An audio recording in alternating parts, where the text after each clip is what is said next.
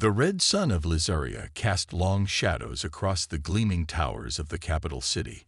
In the central science facility, Chief Scientist Illyria stared at her calculation results for the 5th time. Her hands trembled as she ran the numbers again. The conclusion remained the same. "No," she whispered to the empty lab. "This cannot be right." But the data didn't lie. Their sun, once thought to have centuries of life remaining, was decaying at an accelerated rate. According to her calculations, complete stellar collapse would occur within 2 decades. Not hundreds of years, not even 50, just 20. 8 billion Lizari would die when their sun failed. Illyria gathered her data chips and rushed through the quiet hallways. The night cycle had begun, but this news couldn't wait until morning. She sent an urgent message to High Elder Zorith, who responded immediately despite the late hour. Within 30 minutes, the 12 members of the Lizari Council gathered in the meeting chamber. Their silver skin reflected the soft blue lights as they took their seats around the circular table. Illyria connected her data pad to the main display and presented her findings. "The decay started 3 years ago," she explained, pointing to the chart showing increasing solar instability. "Something has triggered a reaction in the core. The radiation levels have doubled in the past month alone." High Elder Zorith's 4 eyes blinked rapidly, a sign of deep distress among the Lizari. "Can we be certain of these calculations?" "I have verified them multiple times," Illyria said. "Our sun is dying much faster than we predicted. We have perhaps 20 years before it collapses completely." The room fell silent. 8 billion lives, an entire civilization with over 50,000 years of history, all facing extinction. Council member Torin was the first to speak. "We must begin evacuations immediately. Our colony on the outer moon can." "The outer moon colony can support perhaps 10 million people," another council member interrupted. "And it relies on solar energy from the same dying star." "Our interstellar ships are few and small," said Council member Lavrin. "Even if we devoted all resources to building more, we could only save a tiny fraction of our population." The argument continued for hours as night turned to morning.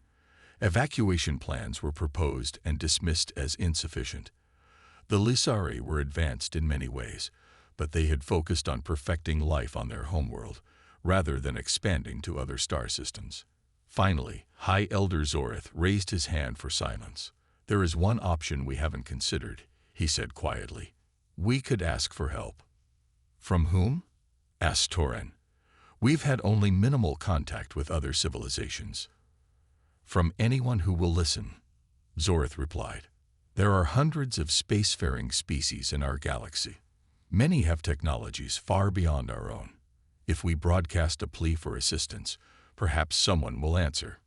The council debated this proposal for another hour. Some felt it would make them appear weak. Others worried about inviting potentially dangerous aliens to their world. But in the end, they had no better options. 3 days later, Illyria stood before the planet's most powerful quantum transmission array. Technicians made final adjustments as she prepared to send their message across the stars. "Remember," Zorith said beside her, "speak from the heart. Truth is our best hope now." Illyria nodded and activated the transmission. Her voice would carry to hundreds of worlds throughout the galaxy. "This is Illyria of the Lizari.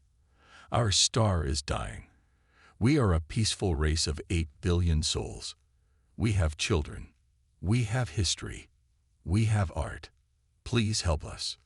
The message went out, echoing through the vastness of space. Then began the wait. Days turned to weeks. Weeks to months.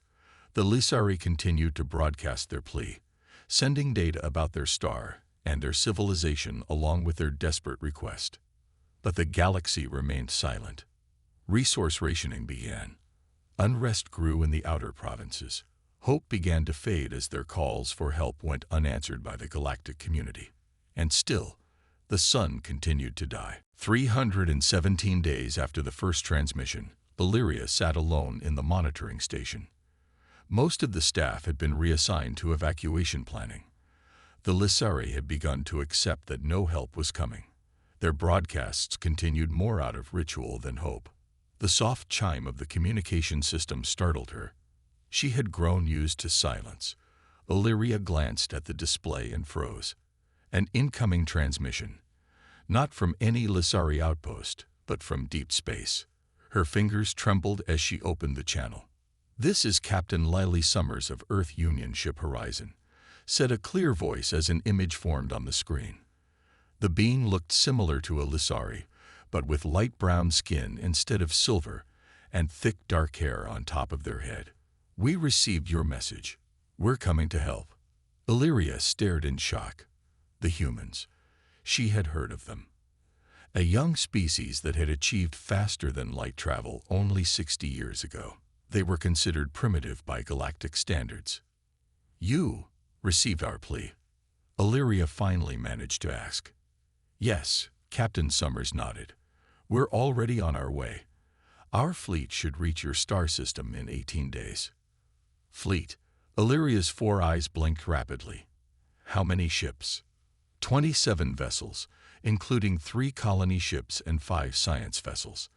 The rest are support and protection. The human smiled. "We brought everyone we could." Illyria called an emergency council meeting. Within an hour, the chamber filled with more council members than had attended in months. Hope had drawn them back. The human captain's message played for all to hear. Whispers spread through the room. Help was coming. Not from the advanced Sorelian Empire or the Ancient Myth Collective, but from humans. Why would they help when no one else would? Asked Council Member Toran. High Elder Zorith's expression remained cautious. "We must ask them directly." A live communication link was established with the approaching human fleet. Captain Summers appeared again, joined by a gray-haired human called Ambassador Frank Harrison. "We're grateful for your response," said Zorith, but puzzled. "Many more advanced civilizations received our message. Only humans answered. Why?" The ambassador looked confused by the question. "Because you needed help. Where we come from.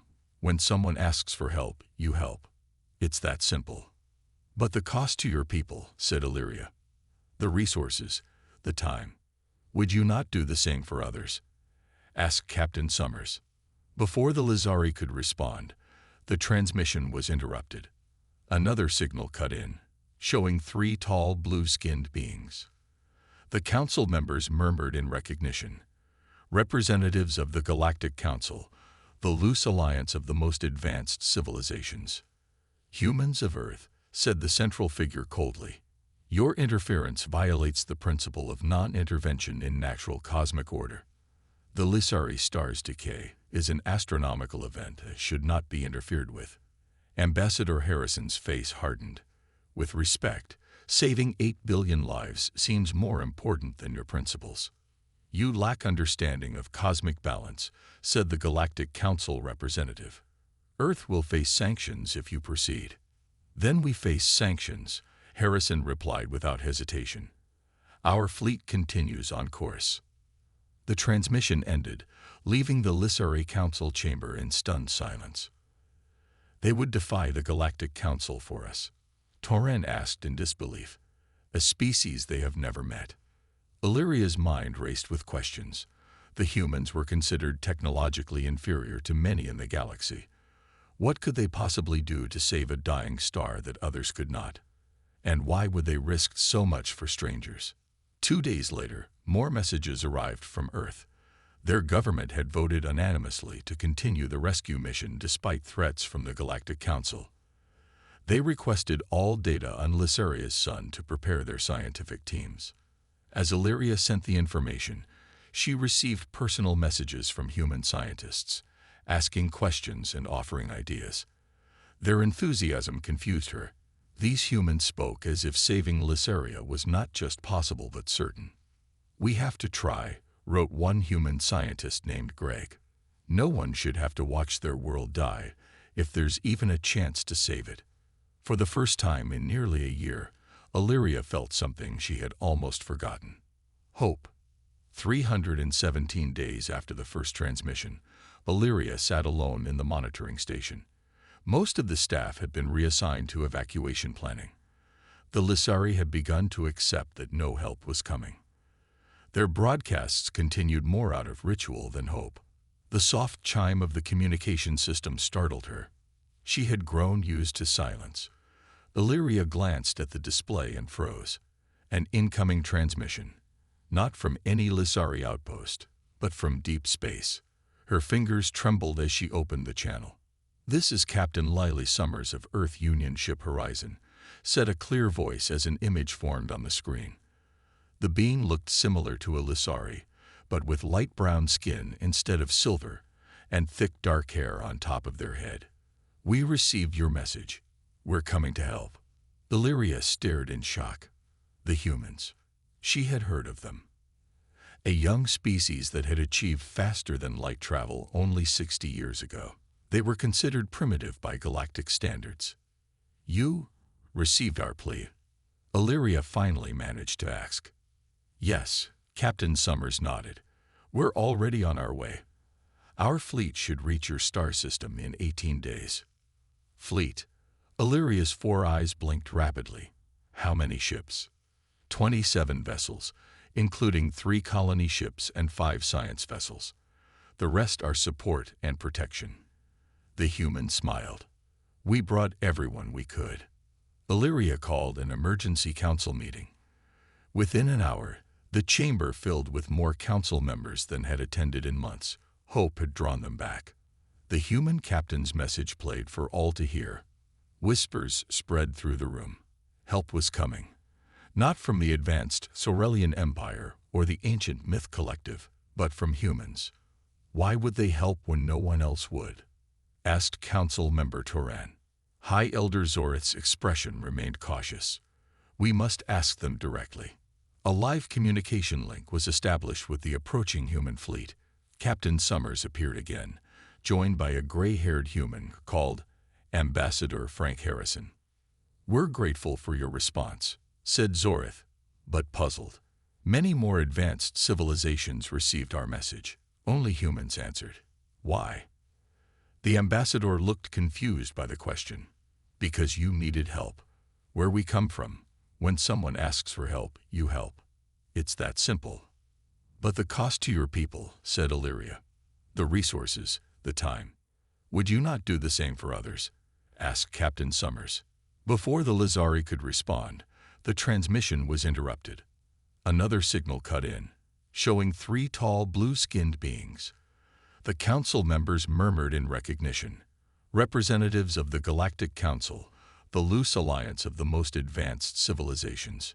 "Humans of Earth," said the central figure coldly. "Your interference violates the principle of non-intervention in natural cosmic order. The Lysari star's decay is an astronomical event that should not be interfered with." Ambassador Harrison's face hardened. "With respect, saving 8 billion lives seems more important than your principles." "You lack understanding of cosmic balance," said the Galactic Council representative. "Earth will face sanctions if you proceed." "Then we face sanctions," Harrison replied without hesitation. "Our fleet continues on course." The transmission ended, leaving the Lysari Council chamber in stunned silence. "They would defy the Galactic Council for us?" Toran asked in disbelief. "A species they have never met." Illyria's mind raced with questions. The humans were considered technologically inferior to many in the galaxy. What could they possibly do to save a dying star that others could not?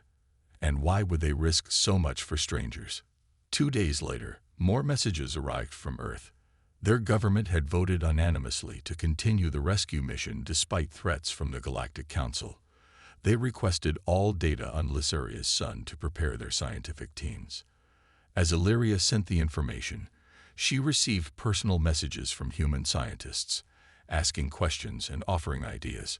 Their enthusiasm confused her. These humans spoke as if saving Lysaria was not just possible but certain. "We have to try," wrote one human scientist named Greg. "No one should have to watch their world die, if there's even a chance to save it." For the first time in nearly a year, Illyria felt something she had almost forgotten. Hope. The human fleet arrived in Lysarian space 18 days later, exactly as promised. Illyria stood at the main observatory with High Elder Zorith and watched as the ships emerged from light speed one by one. They were not as sleek as the few alien vessels she had seen before. The human ships were larger, bulkier, with visible repair patches and practical designs that spoke of function over beauty. The flagship, named Salvation, was massive. It moved into orbit around Lysaria, while the rest of the fleet spread out around the system.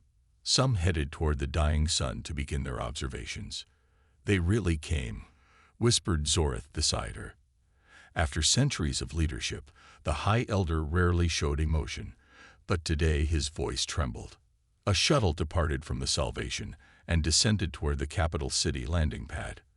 The Lyria and the Council hurried to meet the human delegation. Admiral Alan Carter was the first to step out of the shuttle. He was taller than Captain Summers, with skin the color of rich soil and short gray hair. He wore a crisp blue uniform with gold markings. Behind him came a team of humans in various colored uniforms, scientists, engineers, and diplomats. "High Elder Zorith," the Admiral said, bowing slightly. "Chief Scientist Illyria, thank you for welcoming us to your world." Zorith returned the bow. "We are the ones who should thank you, Admiral. You are the only ones who answered our call." The Admiral's expression darkened slightly. "That is something I still cannot understand, but we are here now." The human team settled quickly into the science complex. Chief Engineer Olivia Rodriguez, a short woman with quick hands and quicker eyes, immediately began working with Lysari scientists. She spoke rapidly, asking questions about Lysarian technology and explaining human ideas. "Your energy conversion systems are amazing," she told Illyria while examining the Lysari power grid. "Much more efficient than ours. We can use this." Meanwhile, Dr. Keith Murphy, a tall human with pale skin and red hair, worked with Lysari medical teams. "We need to understand your biology," he explained, "just in case evacuation becomes necessary." But the most surprising announcement came 3 days after the humans arrived. Admiral Carter called for a joint meeting with the Lysari Council. "We don't just want to evacuate your people," he said, standing before the council. "We want to save your planet." Murmurs spread through the chamber. Illyria leaned forward. "Save our planet? How?" Chief Engineer Rodriguez stepped forward with a holographic display. "Project New Dawn," she said, activating the display to show their sun with a network of devices surrounding it. "A stellar stabilization system." "This technology has never been used at this scale," admitted Admiral Carter, "but our simulations show it could work." High Elder Zorith's 4 eyes narrowed. "Many advanced civilizations deemed us a lost cause. What makes humans think they can succeed where others wouldn't even try?" Admiral Carter looked directly at Zorith. "Because we have to," he said simply. "That's what humans do." The council chamber doors opened, and 3 tall figures entered. They were representatives from the Galactic Council, blue-skinned and elegant. They had arrived to observe the human efforts. "This is futile," said one observer coldly. "Your primitive technology cannot save a dying star." Admiral Carter didn't even look at them. "We're going to try anyway." That evening, Illyria walked through the gardens of the science complex. She found Dr. Murphy sitting alone, looking up at the reddening sky. "Your people risk much for strangers," she said, sitting beside him. Murphy smiled. "You know what's funny? Back home, we're always fighting about something. Politics, resources, borders. But when we got your message, everyone agreed. No debate. We had to come." "But why?" Illyria asked. "The Galactic Council." "To hell with the Galactic Council," Dr. Murphy said, then looked embarrassed. "Sorry, but where I come from, we have a saying. No one gets left behind. We mean it." As the red sun set, human and Lysari crews began working on the first phase of Project New Dawn. Ships deployed toward the unstable star, carrying equipment and hope. Neither species knew if it would work, but they would try together. 2 weeks passed as the human fleet positioned itself around Lysaria's sun. Giant ships carried strange devices that Illyria had never seen before. The humans called them stellar stabilizers, machines designed to slow the decay of a dying star. Illyria worked closely with the human scientists, learning their methods. They were different from Lysari scientists. They argued loudly, made jokes during serious work, and celebrated small victories with cheers and backslaps. At first, she found it chaotic, but soon she saw the energy it created. Ideas flowed freely. "The stabilizers need to be positioned precisely," said Chief Engineer Rodriguez, pointing to a holographic map of their sun. "If we're off by even 1 degree, the entire network fails." On the command ship Salvation, Admiral Carter coordinated the massive operation. Dozens of vessels moved carefully around the increasingly unstable star. The red giant had begun to pulse ominously, sending out waves of radiation that the ship's shields barely deflected. Security Officer Maya Williams, a muscular human woman with short black hair, approached Illyria in the command center. "We have a problem," she said quietly. "Someone may be trying to sabotage the operation." Illyria's 4 eyes widened. "What evidence do you have?" "2 of the stabilizer units were tampered with," Williams explained. "If we hadn't caught it, they would have failed during activation." Together, Williams and Illyria's security team began investigating. They discovered that agents from an advanced civilization, not the Galactic Council, but another group, had infiltrated the project. These agents believed that interfering with cosmic destiny was forbidden. They wanted the project to fail. Williams caught the main saboteur in the act of reprogramming a 3rd stabilizer. The fight was brief but violent. The agent was taken into custody. "Why would they do this?" Illyria asked as they secured the saboteur. "Some people would rather be right than save lives," Williams said grimly. As preparations continued, the sun suddenly released a massive solar flare, much larger than anything in Lysari records. Warning alarms blared throughout the fleet. "Flare heading toward Stabilizer Group 3, shouted a human operator. "Impact in 40 seconds. 5 human ships were in the flare's path, along with 3 critical stabilizer platforms. If they were hit, the entire project would fail. "All ships evacuate Zone 7 immediately," ordered Admiral Carter. 4 ships managed to move away quickly, but the 5th ship, Perseverance, commanded by Captain Ben Matthews, remained in position. "Perseverance, you're still in the danger zone," Carter said over the communication link. "Get out of there." "Negative, Admiral," Captain Matthews replied calmly. "Our engines are damaged. We can't move fast enough to escape, but we can position to shield the stabilizer platforms." Illyria watched in horror as the Perseverance turned directly toward the incoming flare. The ship extended its shields to maximum, covering the vital stabilizer platforms. "Captain, get your crew to escape pods," ordered Carter. "No time, sir," Matthews replied. "It's been an honor." The solar flare struck the Perseverance with tremendous force. The ship's shields held just long enough to protect the stabilizers before failing completely. The vessel broke apart in a silent flash of light. 283 humans died instantly. The command center fell silent. Then Admiral Carter spoke quietly. "Note in the log that Captain Matthews and the crew of the Perseverance gave their lives to protect this mission." Illyria couldn't understand. "They died. For us. For people they barely knew." An older human scientist nearby wiped tears from his eyes. "That's what we do," he said simply. Later that night, as tensions remained high, a Lysari engineer approached Chief Engineer Rodriguez with new calculations. "The stabilization network has only a 12% chance of success," he said nervously. Rodriguez looked at the numbers and nodded. "Then we'll make it work with 12%. We've beaten worse odds." As humans and Lysari worked side by side, something unexpected began to happen. Friendships formed. Trust grew.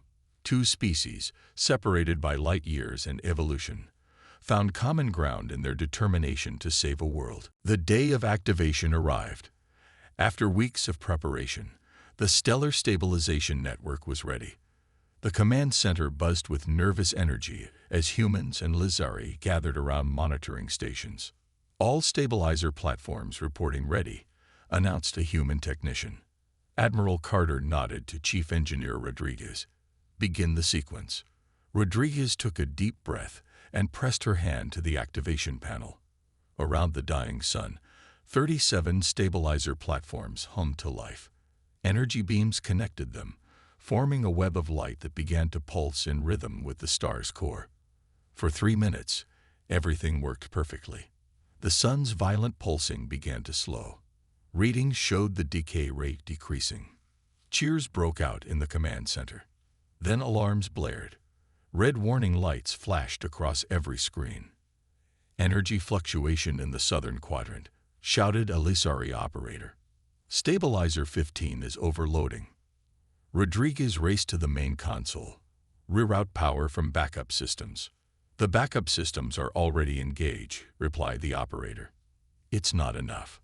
On the main view screen, a brilliant flash erupted as Stabilizer 15 exploded. Like falling dominoes, the destruction spread across the network. One by one, the stabilizers failed, their delicate balance disrupted. Shut it down, ordered Admiral Carter. Shut everything down now. But it was too late. The failed stabilization attempt had the opposite effect. Instead of slowing the sun's decay, it accelerated it. New readings coming in, Illyria said, her voice shaking. The star's core temperature is rising rapidly. Decay rate has increased by 300%. The room fell silent as the implications became clear. What had been a 20-year timeline for the star's death had just been reduced to months. We made it worse, whispered High Elder Zorith. We have doomed ourselves faster. Admiral Carter's face was grim, but his voice remained steady. I'm ordering half the fleet to begin evacuation preparations immediately. The rest will stay to attempt repairs. As the humans mobilized with remarkable speed, anger spread among some Lizari. In the capital city, protests broke out. Signs blamed humans for accelerating their doom. A few violent incidents erupted between Lizari citizens and human crew members. In a tense council meeting, one member demanded the humans leave. They have failed. Their primitive technology has only hastened our end. And what would you have done instead? Illyria asked sharply. Watch our son die slowly while doing nothing. At least they tried. At least they came when no one else would. Back at the science facility, Chief Engineer Rodriguez hadn't slept in 3 days. She pored over data from the failed attempt, searching for answers. Lizari scientists avoided her, except for one young engineer named Valen who continued to work by her side. There must be something we missed, Rodriguez muttered, her eyes red from exhaustion. Valen pushed a cup of stimulant drink toward her. You need rest. I need answers, she snapped, then immediately apologized. I'm sorry. I just can't accept failure. Not with 8 billion lives at stake. Later that night, while examining ancient Lizari technology archives, Rodriguez made a discovery. She burst into Illyria's quarters without knocking. I've got it, she exclaimed, waving a datapad. Your ancestors built quantum field generators 3,000 years ago. The principles are similar to our stabilizers, but with a completely different energy signature. Illyria blinked in confusion. Those generators were abandoned centuries ago. They were too unstable. Because they were used alone, Rodriguez explained excitedly. But what if we combine them with our technology? The hybrid approach. Word of the new plan spread quickly. Earth sent additional resources despite the Galactic Council's sanctions. Ships arrived carrying new equipment and supplies. But not all Lizari were convinced. A group of extremists, believing the evacuation was a trick to enslave their people, attempted to hijack a human vessel. The attack failed, but 3 humans and 2 Lizari died in the conflict. As tensions rose and hope wavered, both species faced a difficult truth. This crisis was bringing out both the best and worst in them all. The question was which would prevail as time ran desperately short. News of the failed stabilization attempt spread across the galaxy. Most civilizations simply noted it as the expected outcome. The humans had tried and failed. The Lizari would die. Such was the way of the universe. But then something unexpected happened. 7 days after the failure, 3 alien ships appeared at the edge of the Lizarian system. They were not human vessels. Their sleek, crystalline designs marked them as Nelvaran ships. The Nelvarans were known for their advanced energy manipulation technology and had been members of the Galactic Council for millennia. Unidentified vessels, state your purpose, Admiral Carter demanded over an open channel. A Nelvaran face appeared on the view screen. Tall and slender with iridescent skin that shifted between blue and green, the alien spoke in a musical voice. I am Science Director Kell of the Nelvaran Collective. We have come to offer assistance. The command center fell silent in shock. Did I hear correctly? Asked High Elder Zorith. The Nelvarans want to help us. Why now? Asked Admiral Carter directly. You received the Lizari distress call over a year ago. The Nelvaran's color shifted slightly, an indication of embarrassment in their species. We were constrained by council protocols, but we have been watching your efforts. Your people's willingness to help strangers, even at great cost to yourselves, has made us reconsider our position. 2 more alien species arrived the next day, the bird-like Avuri and the crystalline Tem. Like the Nelvarans, they had broken ranks with the Galactic Council to offer help. Your stabilizers failed because they couldn't contain the quantum fluctuations, explained a Tem scientist whose body glittered with internal light. But we have materials that can. With new allies and combined technologies, hope returned. The Nelvarans brought crucial components that could enhance Rodriguez's hybrid approach. The Avuri offered their atmospheric ships to help with precise placement of the new stabilizers. Admiral Carter called a meeting with all species present. We have 1 chance left, he said, looking around the room at the diverse gathering of aliens. Let's make it count. As they worked together, more personal connections formed. Illyria found Nelvaran science fascinating, while Rodriguez and the Tem scientists discovered they shared a love of solving impossible problems. In the middle of this renewed effort, Admiral Carter collapsed while inspecting a high-radiation section of a stabilizer. He was rushed to the medical bay, where human doctors looked grim. The radiation damage is severe, Dr. Murphy explained to Illyria. Our treatments can't reverse it fast enough. Overhearing this, a Lizari medical expert named Jorel stepped forward. Perhaps our bioregeneration techniques could help. For 3 days, Lizari and human medical teams worked together to save the Admiral. Their different approaches to medicine complemented each other in unexpected ways. When Carter finally opened his eyes, both species celebrated together. Did I miss anything important? The Admiral asked weakly. Illyria squeezed his hand. Only the beginning of something new. Meanwhile, even some of the official Galactic Council observers began quietly offering suggestions and help. One blue-skinned observer approached Chief Engineer Rodriguez with advanced calculations for the hybrid system. This never happened, the observer said quietly. I was never here. Rodriguez smiled. Of course not. As the new plans took shape, Admiral Carter, still recovering, addressed a joint meeting of all species. When the Lizari sent their message, they asked for help from anyone who would listen.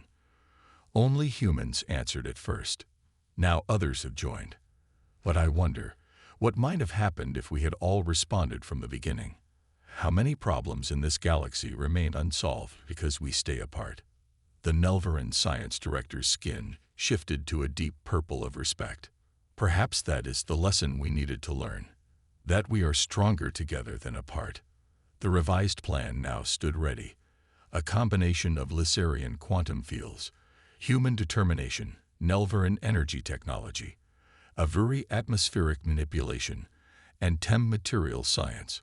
What no single species could accomplish alone, they would attempt together. And time was running out. The final countdown began. The new readings showed that the Lysarian sun had only 72 hours before catastrophic collapse. There would be no second chances. Ships from 5 species moved into position around the dying star. The human vessels carried the main stabilizer platforms. Nelvaran ships positioned the energy amplifiers. Avuri atmospheric crafts delivered the guidance systems. TEM engineers monitored the quantum field strength, while Lysari scientists coordinated the entire operation from the command center. Admiral Carter, still weak from his radiation exposure, insisted on overseeing the operation from the Bridge of the Salvation. The master control node has to be placed directly in the sun's corona, explained Chief Engineer Rodriguez to the gathered commanders. It's the most dangerous position, but essential for the network to function. Who will place it? Asked the Nelvaran science director. A human pilot named Sofia Garcia stepped forward. I'll do it. My ship has the best heat shielding. Illyria studied the human woman. Garcia was young with light brown skin and determined eyes. She showed no fear despite volunteering for what might be a suicide mission. The radiation levels in the corona will be extreme, Illyria warned. Even with your shields. Garcia nodded. I understand the risks. As preparations continued, Illyria found Valen, the young Lysari engineer, making modifications to his environment suit. What are you doing? She asked. Creating a backup plan, he replied without looking up. If Garcia's communications fail, someone will need to manually activate the system. Illyria wanted to forbid it, but she saw the same determination in Valen's eyes that she had seen in the humans. Her people were learning courage from their unexpected allies. The time for action arrived. All across the Lysarian system, people gathered around view screens to watch the final attempt to save their world. Children held their parents' hands. Strangers stood shoulder to shoulder. Hope and fear mingled in the air. Sofia Garcia's small ship approached the violently churning surface of the red giant star.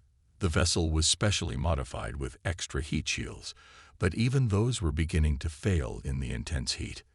Core temperature reaching critical levels, reported Garcia over the communication system. Her voice remained steady despite the danger. Approaching drop point for master control node. On the main view screen, they watched as Garcia's ship released the master control node, a sphere of combined technologies that would coordinate the entire stabilization network. The node began its descent toward the exact position where it needed to be activated. Node in position, Garcia reported. Beginning activation sequence. Then static filled the communication channel. We've lost contact with Garcia, said a human technician. Communications array must have failed in the heat. Admiral Carter leaned forward. Can we activate the node remotely? Negative, replied Rodriguez. The interference from the star is too strong. It needs to be activated from close range. Silence fell across the command center as they realized what this meant. The entire operation was about to fail at the final step. Then a small Lysari shuttle launched from the nearby supply vessel. It shot toward the sun at maximum speed. Who authorized that launch? Demanded Zorith. A technician checked the registry. It's Engineer Valen, sir. Illyria watched in horror as Valen's shuttle approached the master control node. His voice came through the communication system, breaking through the static. I studied the human activation protocols, he said calmly. I can do this. Valen, return immediately, ordered Zorith. That's an order. With respect, High Elder, I learned something important from the humans, Valen replied. Sometimes one life must risk everything so others may live. Valen's shuttle approached the master control node. The heat was melting parts of his vessel, but he maintained course. With a precise maneuver, he reached the node and manually activated the system. For 30 agonizing minutes, nothing seemed to happen. The sun continued its violent pulsing. Instruments showed no change in the collapse rate. Rodriguez stared at her readings, fingers tapping nervously on the console. Come on, she whispered. Work. Then a small change appeared in the data. The sun's collapse rate decreased by 1%, then 2, then 5. It's working, Illyria said in disbelief. It's actually working. 6 months after the successful stabilization, Lysaria's sun shone with a steady, healthy glow. The violent pulsing had stopped. The red giant had returned to a stable state that would last for thousands of years. Illyria stood in the Great Hall of Remembrance, where images of those lost during the crisis were displayed. Valen's face smiled from the central position.